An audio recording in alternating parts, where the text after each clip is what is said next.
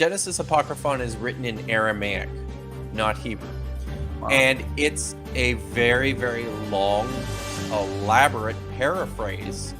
As near as we can tell, the surviving parts of the text we have, it starts sort of at the end of Noah's flood, I believe, and then it contains stories about Abraham.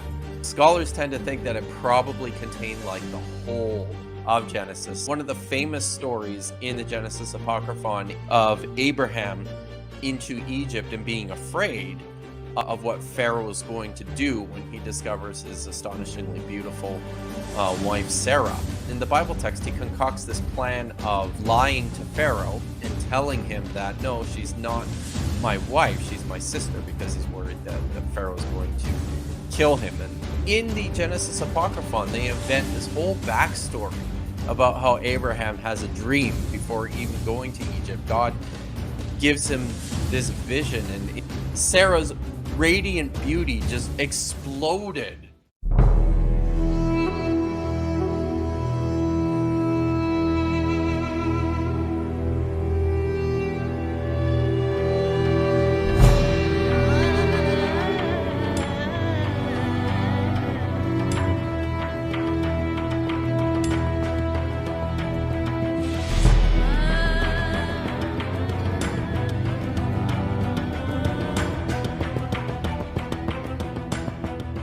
Welcome back to the Gnostic Informant, and you are about to attain true gnosis.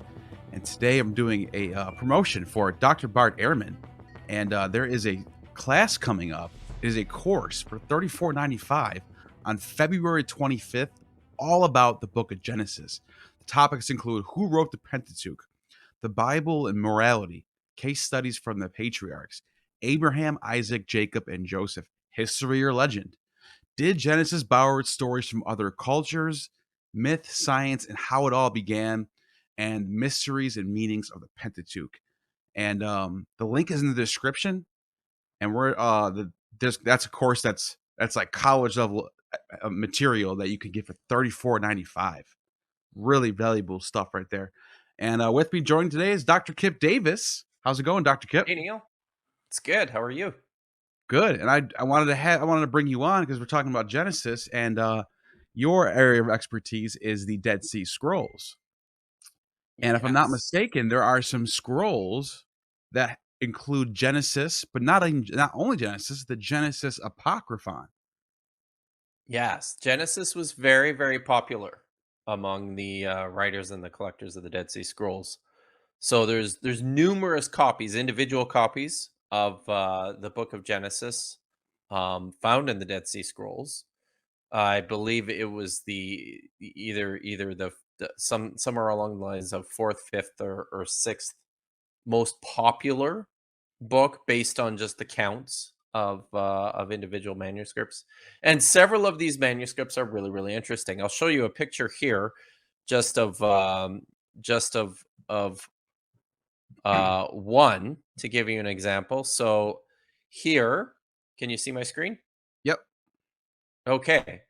So here is a picture of a fragment from one of the manuscripts at Qumran, and you'll notice that there is just a single word inscribed on the leather, just all on its own, not surrounded by anything.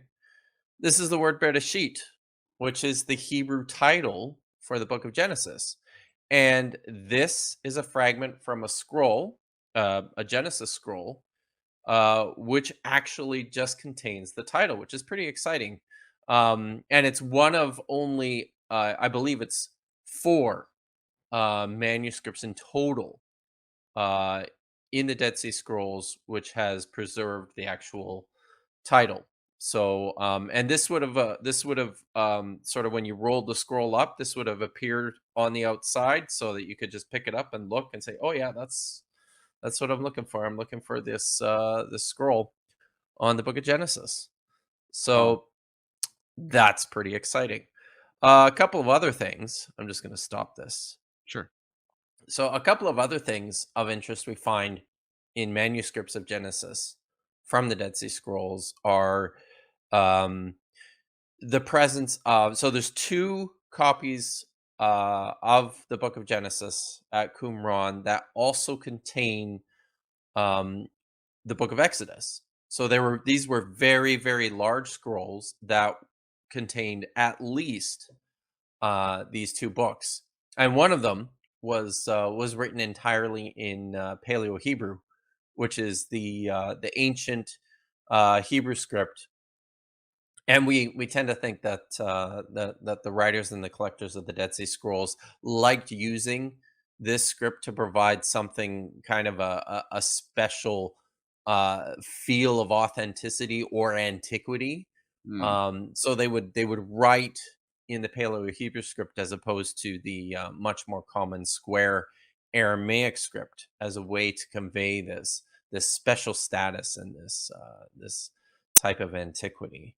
So yes, and of course, as is typical with all of the biblical texts in the Dead Sea Scrolls, the Genesis fragments also exhibit lots and lots of textual pluriformity. There's lots of variants in the manuscripts. Lots of them. There's a division between whether they align more closely with something like the Septuagint or something like the Masoretic text or something like the Samaritan Pentateuch. So and Genesis is fun. It's and what exciting. and for the Apocryphon, I think you said it was Oh like a yeah. paraphrase version of Genesis. What are some differences that you've noticed comparing the 2 texts? Is there a lot, So or are they really similar? yeah, no. Let's talk a little bit about this manuscript. So, first of all, the Genesis Apocryphon was one of the first of the discoveries of the Dead Sea Scrolls. It came from Cave One, and it was one of the I think this is right. It was one of the first three manuscripts to have been seen, Wow. to have been sold by the Bedouin and then seen by Western academics. The Genesis Apocryphon is written in Aramaic, not Hebrew, Wow. and it's a very very long, elaborate paraphrase as near as we can tell. The surviving parts of the text we have, it starts sort of at the end of Noah's flood, I believe, and then it contains stories about Abraham. Oh, yeah. But scholars tend to think that it probably contained like the whole text of Genesis. And when scholars first saw it, it was still rolled up. You can see really neat pictures of it, still all rolled up. It looks like a giant cigar when they discovered it, and that was something, one of the first tasks of the scholars working on the Dead Sea Scrolls was very carefully, painstakingly unrolling this scroll without damaging it too badly.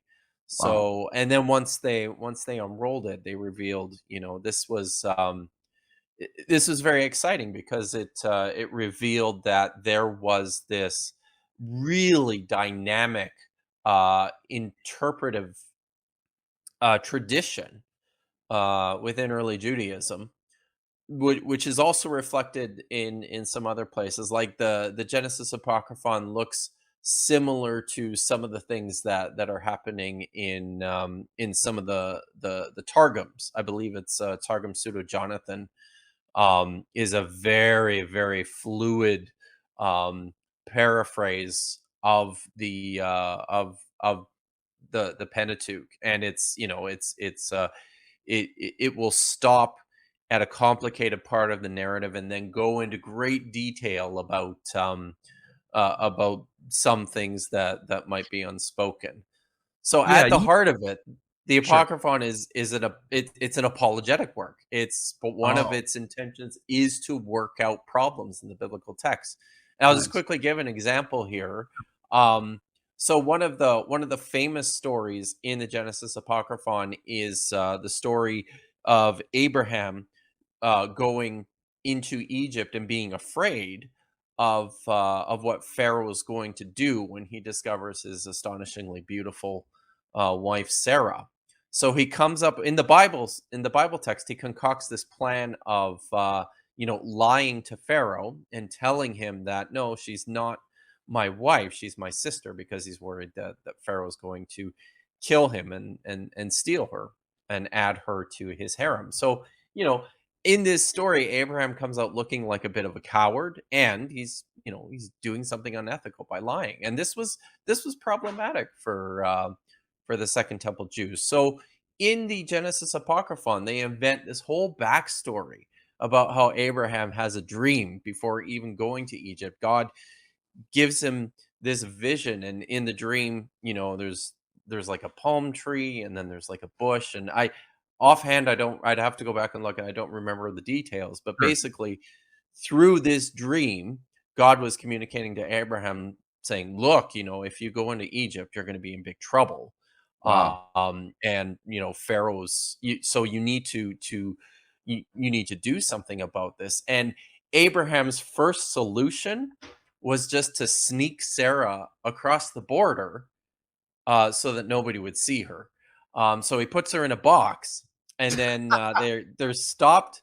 The story gets better. They're stopped at the border, um, and like the ancient customs officials are checking through his stuff and interrogating him. What are you doing in our country? What do you want to what business do you have here? And while this is happening, a low level official sees this box and thinks that box is probably full of fruit or goodies. I'm just going to open it up and steal some for myself. So as he cracks it open, it says that all of a sudden, just Sarah's radiant beauty just exploded out of this box just by cracking it open a little bit, and she's so gorgeous that it the text, I believe, says that it filled like the entire country.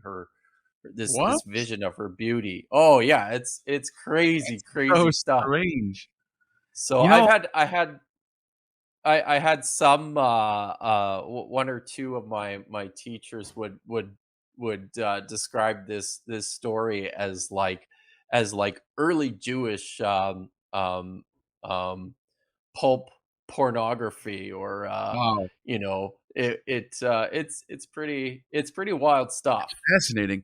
Well, I know that I don't know how it compares to like Jubilee and Jasher, but I know in those Mm. apocryphal books, you get these long, elaborate stories about Abraham, such as is when Abraham was a baby, Nimrod tries to kill him, and instead, Abraham's father gives up a slave baby.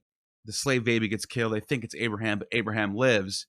I wonder if it has stories like that in there, or if this is completely separate than that. Well, I mean, it's the same sort of mindset that's at work behind the Genesis Apocryphon, and scholars tend to think that this is a sign, or this is an example of the very earliest form of Jewish biblical interpretation. Mm, I- in the early stages of reading the text and then interpreting them, um, it seems that Jews would just go ahead and rewrite things, or right. would just turn smaller stories into these much larger, more elaborate, apologetic sort of stories. And this shows us too. I mean, from a very early period, they were troubled by elements within the text, and they felt it necessary to fix them. So this is what's going on in the Genesis Apocryphon, and it's a neat text too, because it's written in Aramaic, not Hebrew. Um, and it seems also possibly to exist within this. There's a larger um, collection of Aramaic texts that do similar things. The Book of Enoch is an Aramaic text that's doing not quite the same, but it's doing similar things, whereby it's taking old stories from Genesis, it's expanding enormously upon them, and then sort of retelling them for the current context, the current readership. That's fascinating. That makes a lot of sense. Um, yeah, I mean, that's a nice little introduction on this, and we can definitely we can definitely learn more about this. And another way to learn more Yeah. about Genesis is this program that Dr. Bart Ehrman is going to be doing. It's a full-blown course that includes 6 lessons. The mysteries, the meanings of the Pentateuch is one of them. Another one is the myth, science, and how it all began. The third one would be, did Genesis borrow its stories from other cultures? The fourth one, Abraham, Isaac, Jacob, and Joseph, history or legend. And the fifth one, the Bible, morality, case studies from the patriarchs. And the sixth one being, who wrote the Pentateuch? So these are 6 courses, 6 lessons for a course of Dr. Bart Ehrman for only $34.95. This is on February 25th. The link's in the description. If you sign up using that link, you're going to help me out as well as get to be part of the course. So look, anyone who's watching this wants to learn more about Genesis, check that out. And also, Dr. Kipp Davis has a YouTube channel. Go and subscribe to that. And Dr. Kipp, is there anything you want to say before we close out? Yeah, sure. I just a week or two ago, I released a new video about the Tower of Babel. Nice. That's available on my channel, and Also Genesis. yes, it's part of Genesis. And in the near future, I'll be starting my extensive series all about the Dead Sea Scrolls. Absolutely. That's awesome. I can't wait for that. And we'll keep everyone posted on that as well. And you have just attained true gnosis. You have just attained true gnosis. The demiurge has no power over you.